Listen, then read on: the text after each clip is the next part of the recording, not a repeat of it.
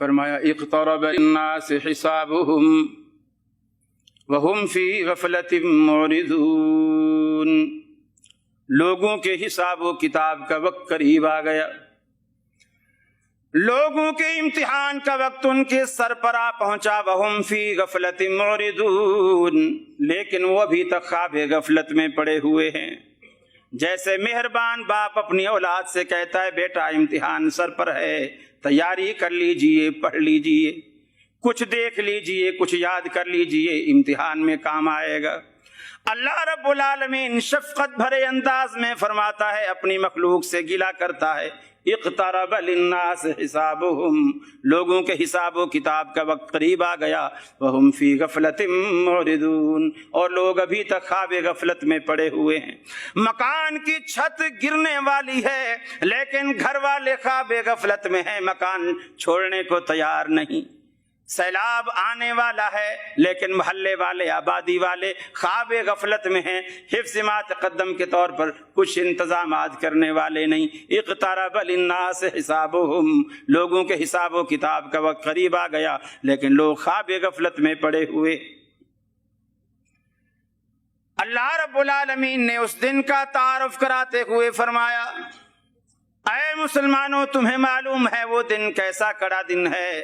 یا ایھا الناس اتقوا ربکم ان زلزلۃ الساعۃ شیء عظیم، اے مسلمانوں، اے انسانوں، اس دن سے ڈر جاؤ، اس کی ہولناکی سے ڈر جاؤ، اس کے زلزلے سے ڈر جاؤ۔ قیامت کا زلزلہ بڑا سخت زلزلہ ہے۔ دنیا میں بھی زلزلے آتے ہیں، اگر ایک شہر میں، ایک صوبے میں زلزلہ آتا ہے تو دوسرے محفوظ رہتے ہیں، ایک ملک میں آتا ہے تو دوسرا ملک محفوظ رہتا ہے۔ لیکن رب العالمین کہتا ہے قیامت کا زلزلہ بڑا سخت زلزلہ ہے۔ اذا زلزلت الارض زلزالہا، وہ ایک ملک میں نہیں آئے گا، پوری کی پوری سرزمین کو ہلا کے رکھ دے گا، پوری کی پوری زمین جنبش میں آئے گی۔ ایسا شدید زلزلہ، اس زلزلے سے فرمایا اے مسلمانوں، اے انسانوں، زلزلے سے ڈر جاؤ، وہ زلزلہ بڑا سخت زلزلہ ہے۔ اللہ رب العالمین نے تعارف کروایا، یوم ترجف الارض والجبال، فرمایا زمینیں بھی ہلائی جائیں گی، پہاڑ بھی تھر تھر آ جائیں گے۔ یوم ترجف الراجفہ تتبعها الرادفہ، زمین کو ایک دفعہ جھنجھوڑا جائے گا، اس کے بعد پھر جھنجھوڑا جائے گا، یعنی زلزلوں کا ایک تسلسل ہوگا، یکے بعد دیگرے زلزلے آئیں گے۔ اے انسانوں، اللہ کے عذاب سے ڈر جاؤ، اللہ کا خوف دل میں پیدا کرو، وہ بڑے سخت زلزلے رب العالمین بھیجے گا۔ وہ ایسا دن ہے یوم نطوی السماء کطی السجل للکتب، فرمایا آسمان جو تمہیں بڑا مضبوط اور بھاری بھرکم نظر آتا ہے، اس کو ہم فرمایا ایسے لپیٹ دیں گے جیسے کہ خطوط کا تمہار، ایک خطوط کا دفتر کوئی لپیٹ کے رکھ دیتا ہے۔ والسماوات مطویات بیمین، اللہ رب العالمین کی قدرت، اللہ کی طاقت کا اندازہ لگاؤ، اللہ سارے آسمان کو لپیٹ کر اپنی دائیں مٹھی میں لے لے گا۔ والسماوات مطویات بیمین، ایک حدیث میں آتا ہے رسول اللہ صلی اللہ علیہ وسلم نے فرمایا رب العالمین آسمان اور زمین کو لپیٹنے کے بعد ایک بال بنا لے گا، بال کو اپنی انگلیوں میں اچھالے گا اور پوچھے گا این الجبارون، اے دنیا کے جابر ظالم، آج مجھے بتاؤ تم کہاں ہو؟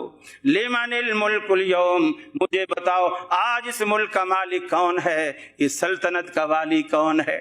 میرے قانون کو، میرے نظام کو دنیا میں تم ناپسند کیا کرتے تھے، مجھے آج بتاؤ کہاں گئے وہ تمہارے علاقے، وہ تمہاری چودراہٹیں، وہ تمہاری ذمہ داریاں، وہ تمہاری وزارتیں، وہ تمہاری بادشاہتیں، آج کہاں گئی مجھے بتاؤ تو صحیح۔ اللہ کے رسول فرماتے ہیں کہیں سے کوئی جواب نہیں آئے گا، اللہ رب العالمین کچھ دیر کے لیے خاموشی اختیار کرے گا، رب العالمین پھر خود جواب دے گا، للہ الواحد القہار، اکیلے اللہ کی بادشاہت ہے، کوئی اس میں شریک نہیں۔ آج دنیا میں بھی رب العالمین کی حکومت میں، رب العالمین کی سلطنت میں، رب العالمین کی بادشاہت میں، رب العالمین کی الوہیت میں آج دنیا میں بھی شراکت چھوڑ دیجئے۔ رب العالمین اس وقت اپنے آپ کا اکیلا پن منوائے گا دنیا سے، بتاؤ میں اکیلا ہوں، حکم میرا اکیلا ہے، بادشاہت مجھ اکیلے کی ہے، آرڈر مجھ اکیلے کا ہے، اختیار مجھ اکیلے کا ہے، تم سارے کے سارے ایسے ہو۔ میں نے دنیا میں تمہیں محدود عرصے کے لیے چند ٹکڑوں کا مالک بنایا تھا، بڑائیاں اور فخر کیا کرتے تھے، چند ضلعوں کا مالک بنایا تھا، بڑائیاں اور فخر کیا کرتے تھے۔ آج بتاؤ لمن الملک اليوم، آج ملک کا مالک کون ہے؟ کون ہے جو اللہ رب العالمین کی کیوں کا جواب دے سکے؟ اللہ کے رسول اکثر دعا فرماتے اللہم حاسبنی حسابا یسیرا، اے الہ العالمین میرا حساب آسان فرمانا۔ اما عائشہ نے پوچھا اللہ کے رسول یہ آسان حساب کیا ہوتا ہے؟ آپ نے ارشاد فرمایا عائشہ آسان حساب یہ ہوتا ہے کہ پروردگار عالم پوچھے ہی نہیں کہ اے میرے بندے تو نے یہ کام کیوں کیا، اللہ پوچھے ہی نہیں، اور جس سے اللہ نے پوچھ لیا اے عائشہ پھر کس میں مجال ہے جو اللہ کی کیوں کا جواب دے سکے؟ کس میں مجال ہے؟ میرے بھائیو اس دن کی پہلے فکر کرو۔